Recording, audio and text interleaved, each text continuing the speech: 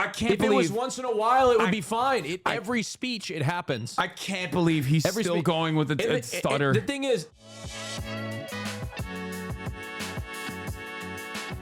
Dark Brandon is live. We're going to move on to Dark Brandon, where he will be saying some really scary things, okay? Biden is expected to speak at 8 p.m. Obviously, the White House is live, but that doesn't mean Dark Brandon is there yet. He is notoriously late. Unlike me, I served the top of the hour ad break exactly on time. He was almost an hour late to his 3-minute speech this morning. Yeah, he's never on time. He's so gross. Like, he is so notoriously late all the time, dude. It's crazy. Bro said battle. Oh my God. He said battle. He said battle box. He smirked like he nailed that too. Yeah. Okay. So here's the thing. And that's the only thing people are going to remember from that is battle box. Of course. And he also said former Trump. So previous reporting on the fact that this was pre-recorded was untrue. Immediately, people retracted that statement. It was clearly not pre-recorded. If it was pre-recorded, they would not have allowed this to air. They would have recorded it again. Perhaps it should have been pre-recorded instead of been live, because holy shit, that was a disaster. Okay? He cannot sit through a teleprompter read that is approximately, 3 minutes long? Oh, that God. was literally a 3-minute teleprompter. So that's insane. Here's the thing. Before people say, oh my God, like I can see the teleprompter behind his head, they actually did not arrange, his team fucked him up. They did not arrange the teleprompter appropriately. Normally, you're supposed to line it up with the eyesight of the speaker. I know this because I did this professionally at the Young Turks. If you don't line it up directly with the eyesight of the speaker, because it's supposed to like sit in front of the camera box, usually, okay? And it rolls down, and there's another person controlling the teleprompter with the same speed that the speaker is speaking. This requires a little bit of skill. It requires a little bit of expertise. It requires good timing. If it goes too fast and the person who is reading the teleprompter is not very good at reading the teleprompter because maybe their brain is leaking out of their goddamn ear, well, you fucked up. So it's normal for them to use a teleprompter. Actually, all of those direct addresses from the White House actually use a teleprompter. That's perfectly normal. Problem is, in this situation, he just could not even read the prompter well enough. Yeah, reading a prompter, I read a prompter for all Name Your Price shows, and I can tell you I'm really bad at it. And I'm about 56 years younger than Biden, and it's difficult. But I'm also not the president of the United States either. So if he can't do that, then I don't know what we're doing, really. To be honest, I really don't. I truly don't, and I can't really stay quiet anymore. I can't really stay quiet. I don't know what the fuck we're doing. This is literally our messaging. He called me this morning in a state of panic. He's like, what is going on right now? The Democratic Party is a clown show, and he's the Democratic Party's most loyal soldier. Look, you literally have your voice of your party trying to articulate your agenda, and every time that voice speaks, people aren't listening to the agenda. They're listening to what is the next word he's going to flub, and then that becomes the headline. It is impossible to campaign and articulate and spread a message, and you cannot have your surrogates do it for you. When people don't care about your surrogates, your vice president, Barack Obama, you are at the top of the ticket. And if you can't articulate the message, perception is reality. It doesn't matter. Overreacting, he did fine. Dude, people that are saying overreacting, he did fine. If Donald Trump had that moment, that would be the headline from BuzzFeed down to every single liberal media outlet. This motherfucker tweeted Kofefe one time, and that drove the news cycle for a week.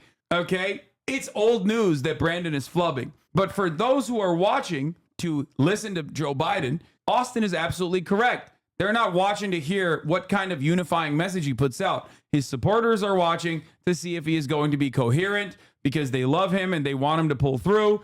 And his detractors, the people who criticize him, are watching specifically to hear him flub. And he still kept flubbing. That's a normal stutter flub. Oh my God, dude.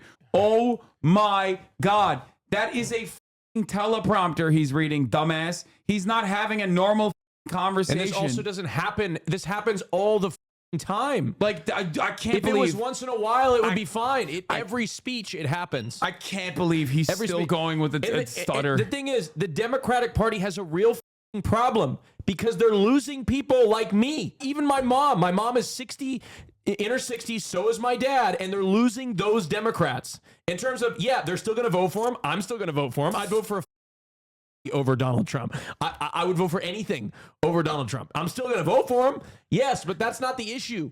When your base looks at it, okay, when your base looks at this and you're losing the confidence of your base, that's not where elections are won and lost. They're won between party lines on independence and by slim margins. You're talking to two people right now. One person who's not going to vote for Joe Biden no matter what. One person who's going to vote for Joe Biden no matter what. And both people are saying the exact same thing because we're not talking about ourselves. We're talking about the broader electorate. We're talking about people in the margins, people who are like, I don't really care about what the is going on. Those people are not going to vote for the cadaver. They've demonstrated that they're not going to vote for the cadaver. Yes. Okay? When will they understand that Americans are complacent? They are short-sighted, complacent. They look at the economy. They don't care about anything else. So when you shake the fact that there's going to be some sort of fascism, first of all, most Americans don't even know what the that means, and we are so complacent as a society, we don't think it could happen to us. We don't think it could happen to us. Nobody truly believes that it could happen to us. So that narrative, when you got Joe, who can't string a few words together, they're going to take the guy that they remember all the stimulus checks 3 or 4 years ago because everything looks better in the past. They're going to vote for that guy because that's what they remember. They think positively of that guy because they're looking at this guy fuck up a teleprompter every week. Now, that's also not entirely correct because there's one way, and the Democratic Party knows this, there's one way to remind people of how bad Donald Trump Release is. another pandemic. And how bad they felt under Donald Trump. And that is by having someone who is otherwise inoffensive and regularly competent, basically just above average in performance, step into the fray as the leader of the Democratic Party so that people can focus on Trump's insane rhetoric. Thank you. We can't focus on his rhetoric. He's getting a free pass because nobody can listen to what Joe Biden is saying because they don't care. They just want to see him fuck up his speech. Who then is on his stepping? Dude, Kamala Harris is literally the vice president. What are you talking about? People act like she's just not there. People act like I've not brought her name up multiple times. It is such a quick swap that it could happen so swiftly that you wouldn't even think about it for more than a week. And the hilarity is like these people just refuse to hear that, okay? They act like people aren't saying that. They act like people aren't saying it's Kamala Harris. It's so stupid. I don't understand. And we talked about Kamala is not worse than Biden. Kamala is, again, at least somewhat competent, okay? It entirely depends on what she says, what she does, how this swap would potentially occur if it were to occur. And you guys are simply operating on, no, she's a black woman, she's not going to win, okay? The bar is low right now for Joe Biden. It's a 49-51 race currently, okay? In the national poll. That means that anyone that can bring even 10 more voters, 20 more voters, 1,000 more voters in key districts would potentially be able to secure the election. Okay, and Kamala Harris is marginally better than Joseph Robinette Biden. Currently, internal polling that the Democrats themselves are running shows that Kamala Harris has actually started to beat Donald Trump in the polls. And you know what kills me is that the Democrats are celebrating that Joe Biden has a 51-49 lead. In the national poll, the popular vote, a Republican has not won in 20 years. They haven't won the popular vote in like 20 years. Democrats, because of the electoral college, yeah. Democrats have to win by at least 3 points, at least minimum 3 to 5 points in the national polls to be able to win the election. Yes. If we look at the polls and it's from not last 51-49 lead in the vote share, it's 51-49 lead in chances of winning. Yeah. Oh.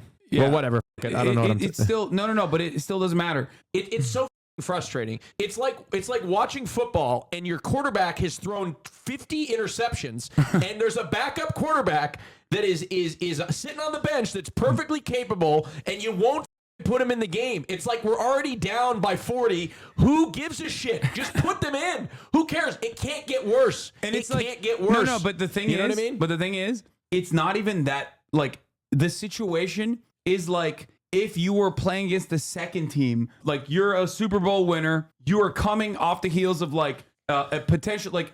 Analysts are saying you are slated to wipe the floor with the second team that you're playing against, and you're still playing a close game for no reason because of your quarterback. Yeah, because no reason at all. No reason at all. Like, it's selfish, and I hate to say, and I'm going to say this, it's selfish, and people like me, women, are going to suffer because this guy has too much pride to not drop out of the race. And I'm a lifelong Democrat. I voted for all candidates that have been Democrat. Okay.